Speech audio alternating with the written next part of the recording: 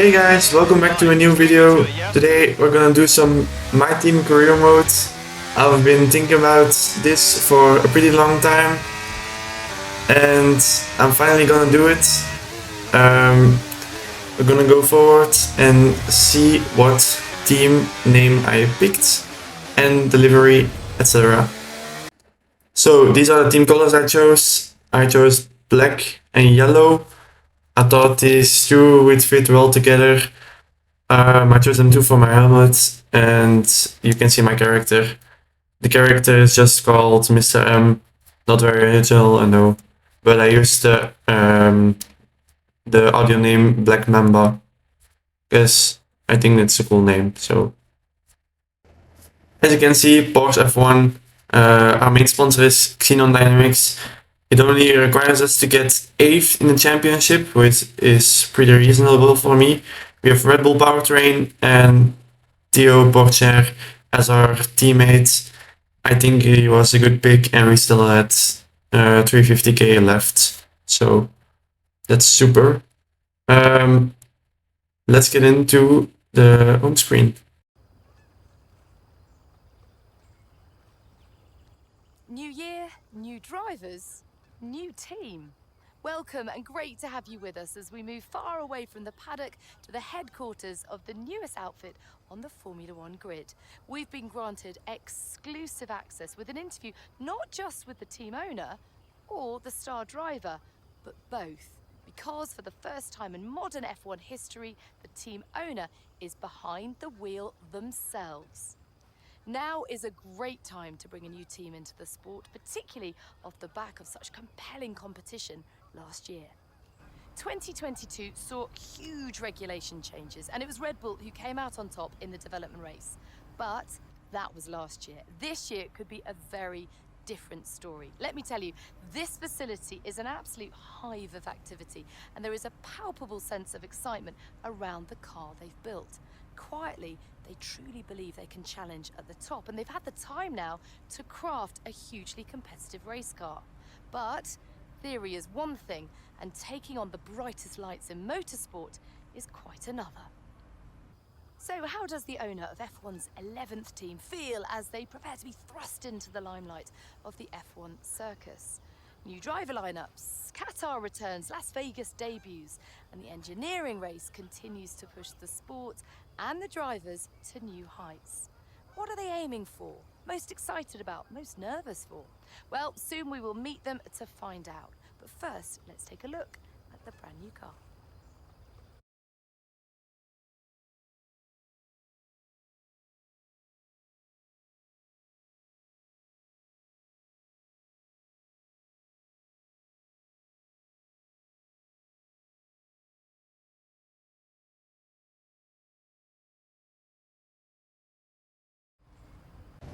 So now we've got the interview.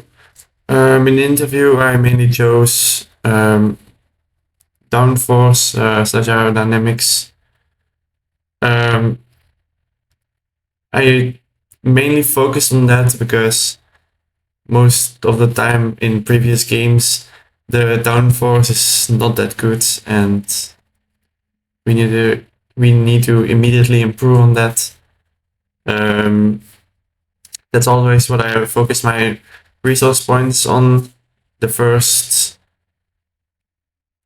3 races, I'll say. Let's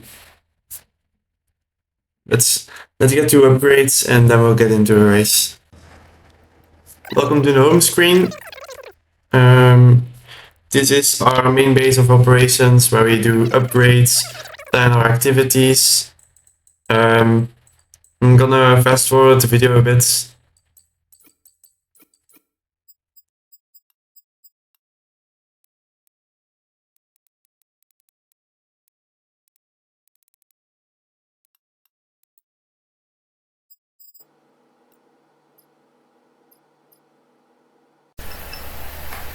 Here we've got the practice results up to qualifying.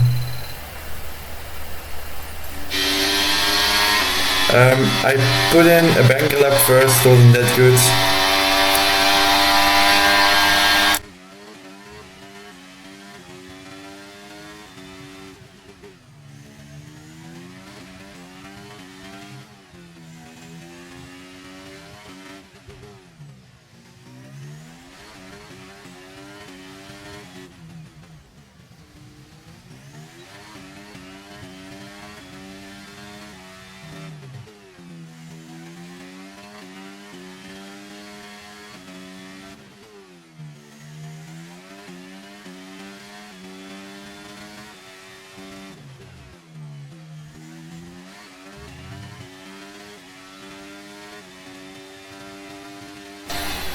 I tried going for a second lap, but after the second lap, with a cooldown lap in between them, I saw that the lap was just bad, so I dived into the pit and got a penalty.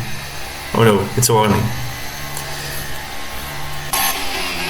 So getting into my last lap of Q1, I thought I wasn't gonna get out of Q1, but let's see what I'll do in Q1.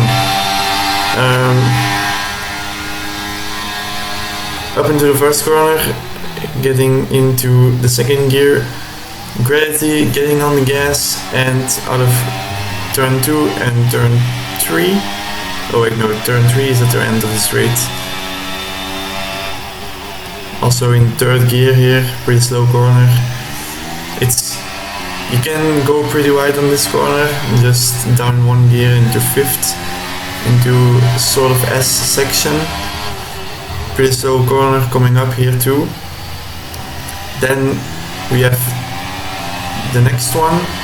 The next one is a very annoying braking zone, but I absolutely nailed it with a DRS right after it. I think the DRS is a little too early on the straight, comparing it to the main straight, but I love this S section coming up in the new game, because you can just throw the car in and the car won't spin like it did previous year on F122 with the pretty bad grip. Also, I got a lot less fuel.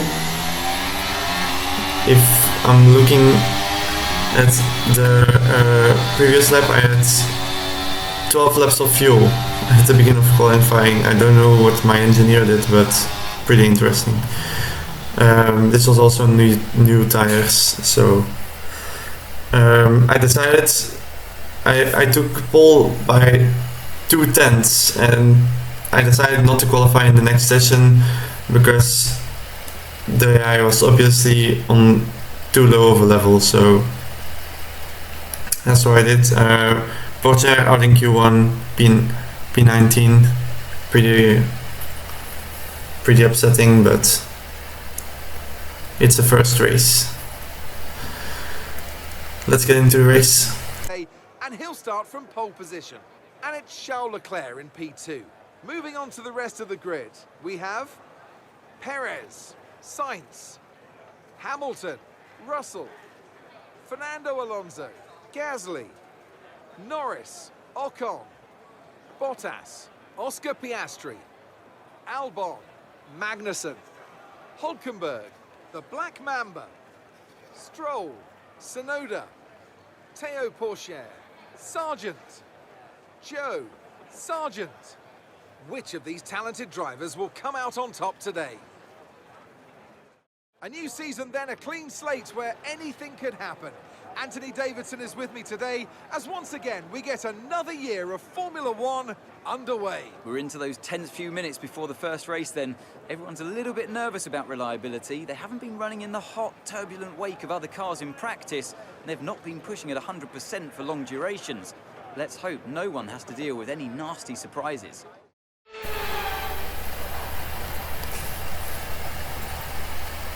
So, going into the race strat, I thought starting on softs was best.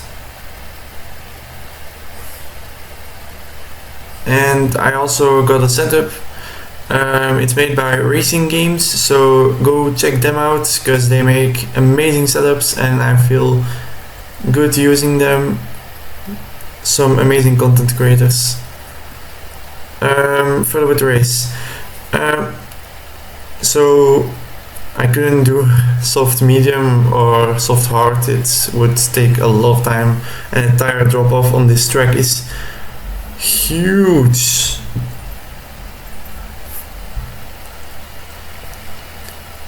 I tried changing the strat because it seemed a bit weird that I had to drive for so long on the softs.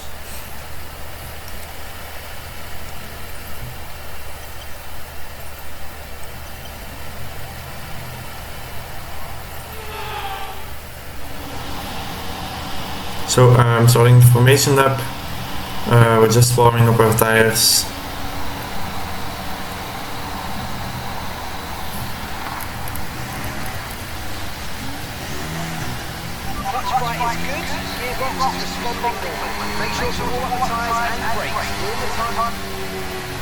So I'm skipping to the end of the formation lap. We're just weaving a bit to keep our tires hot. Then I realized I was going a bit too fast for the parking.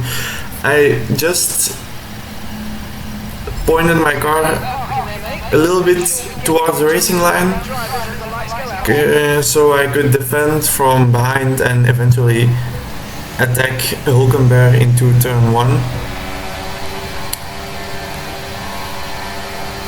And it's go time. So we're on the way for the 2023 season. As you can see, I'm already attacking Albon, and I gain a lot of places in turn 1. I don't know what it is, but I tend not to try and overtake each other into turn 1. But as you see, that you can see that Magnussen and Piastri are scuffling. So I wanted to try and capitalize on that, but it was just a wall. I couldn't get through anywhere. So I needed to wait for them to sort things out, and then I could try and make a move, as you see me do here.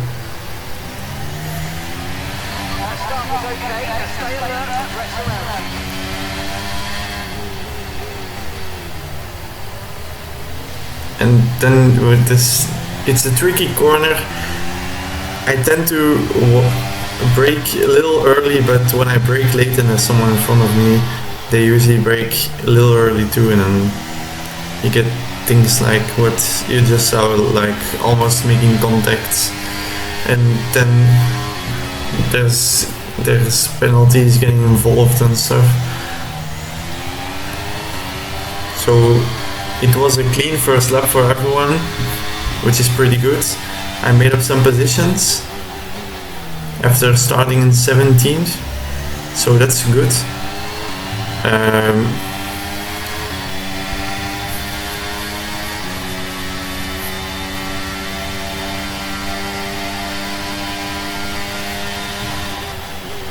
You can see me making a move here on Oscar Piastri. After the drama previous year, I think it's a little, yeah, here you can see a replay, me going down the inside, going a bit wide, so just leaving the space, because I still on my screen his arrow was still there, and so I thought like I'm gonna be a nice driver and I'm gonna leave the space. But here's something weird. So in a second you're gonna see, oh, there's a yellow flag. I run there. Oh, where is it? No, it's right in front of me. So what happened was Leclerc turned the wrong way, as you can see, and someone immediately ran into him, and then you could see me. I was a little bit upset because I got damaged from that accident. So I made a rule that I could only use flashbacks in some occasions. In this occasion, I decided that it would change a lot of the race if I used it. You see a good turn. Also, if you don't know how to make a pit stop, go watch my other video where I explain how to nail every single one of your pit stops. Yeah.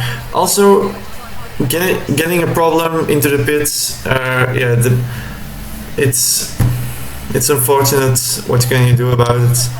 And it didn't really matter that much because I was already gonna be latest, because I changed the wing. If I changed only tires, I wouldn't doubt that I wouldn't be latest. So fast forwarding.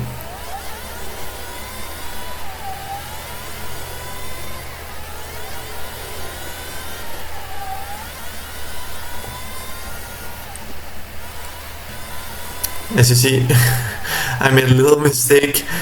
I thought they were going faster than they were, but yeah, and I ran into them. Oh yeah, and then it kept telling me to return to my correct position, but then when I overtook them, it told me it was an illegal overtake. So I thought like, oh, free position, amazing. Here you can see the restart. It was absolutely terrible, so I don't know why I'm showing you this, but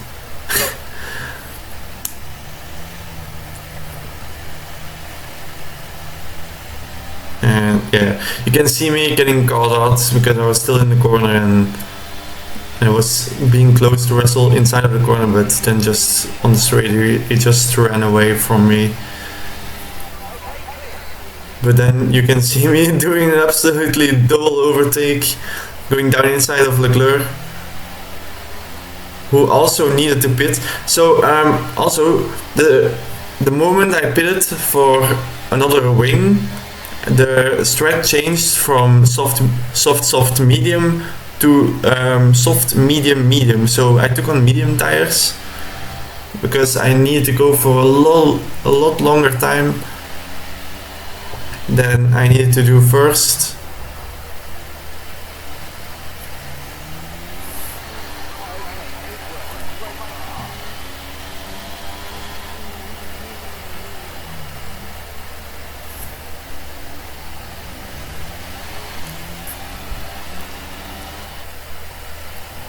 Here's a replay. Sorry for the HUD still being there. It was an accident. I did this multiple times. It's onto lap 5 already. At the moment we're trailing Hulkenberg and ahead of Magnussen. And I hear another caution and I'm thinking, be safe going into the corner, don't just run into it. But apparently it was just Perez qualified third, so that's not good. I would be pretty upset about qualified third, and then you can see the engine giving a little puff. Heading back into the race.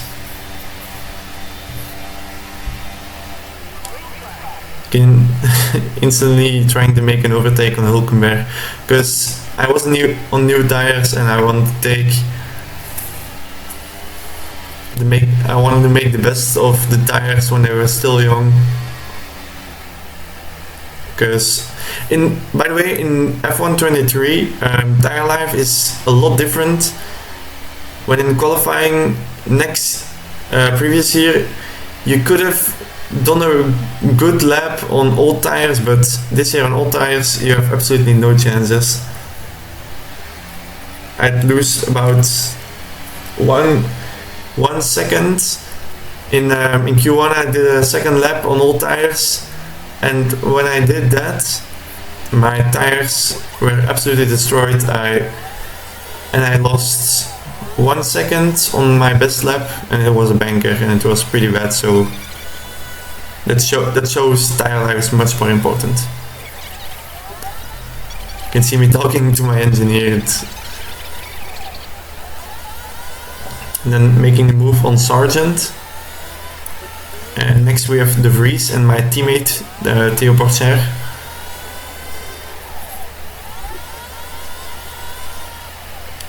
But the thing is, problem that I suffered with, yeah, you see, I made a mistake and I picked up some wing damage, so that will affect me for the whole race. But I didn't pit for a new wing because I thought it was minor damage, but I was wrong. You can see me going deep into the corner and I'm just losing time. So actually I should have pitted for a new wing, but I was a bit too stubborn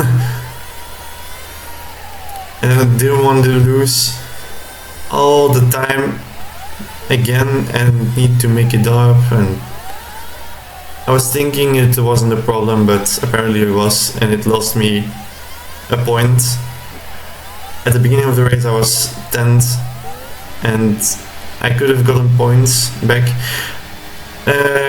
Now you can see Tsunoda and Gasly squabbling ahead of me, and I wanted to capitalize on it. And when I saw this on the straight, I instantly thought, yeah, I'm gonna make it a double overtake. As you can see, I dove it down the inside of both of them, 3 right going down the straight.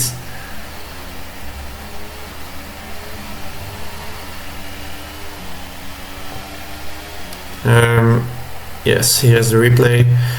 At the end of the straight, Tsunoda was already in the back, but I still overtook Gasly into the corner. Then here we have Ocon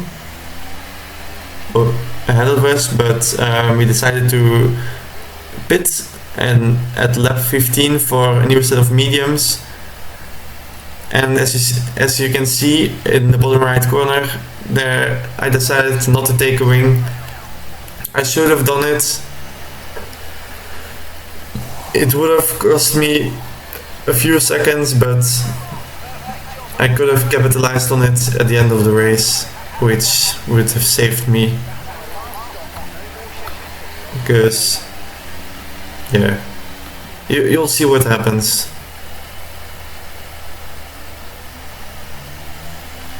You can see me going side by side with Tsunoda. Also, a difference was all those overtakes I made before was me just being on better tires, and yeah, at the end of the race, as you can see, I was left behind. Not good, obviously. It's yeah, what I'm gonna do about it? Yeah, 21st, not good. I still finished ahead of Perez, but it didn't finish at all, so that's not fair.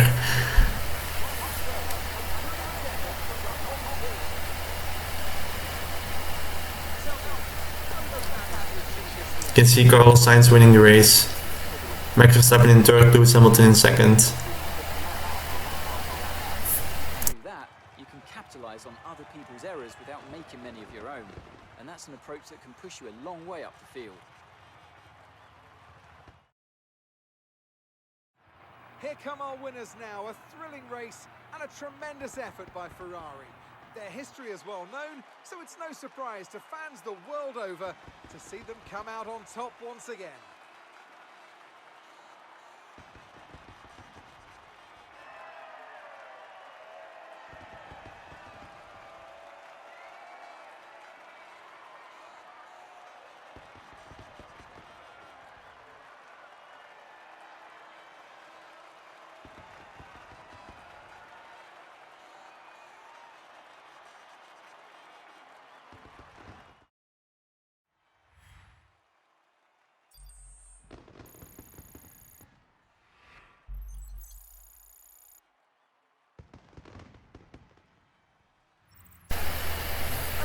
So here's the standings. As I said, Lewis Hamilton in second, Max Verstappen in third, Carlos Sainz wins the race. He drove well, but now they need to do it in real life.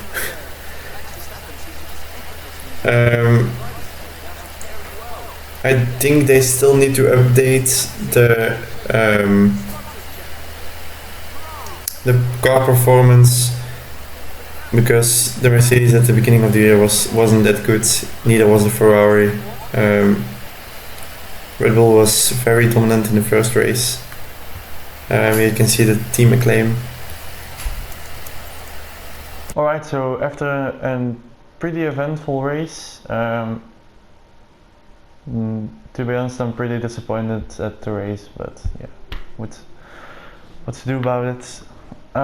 So we have got a personnel department event.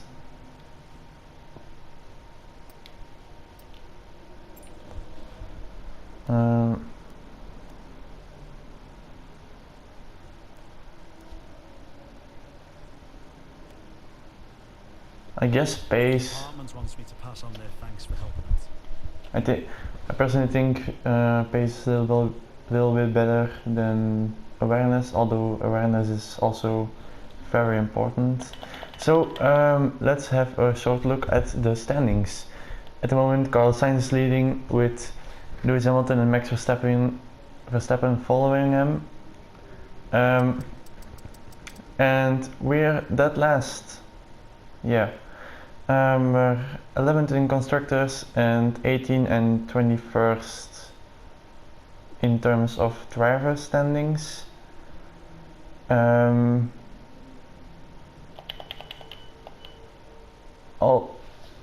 I'm pretty good at Saudi usually, but at least in the previous game, but I don't think it will be that bad in this game, but that's for next race. If you enjoyed this video, please consider subscribing and liking the video, because I put a lot of time and effort in these videos. These videos take a lot of hours to make. So thank you for watching and see you next time.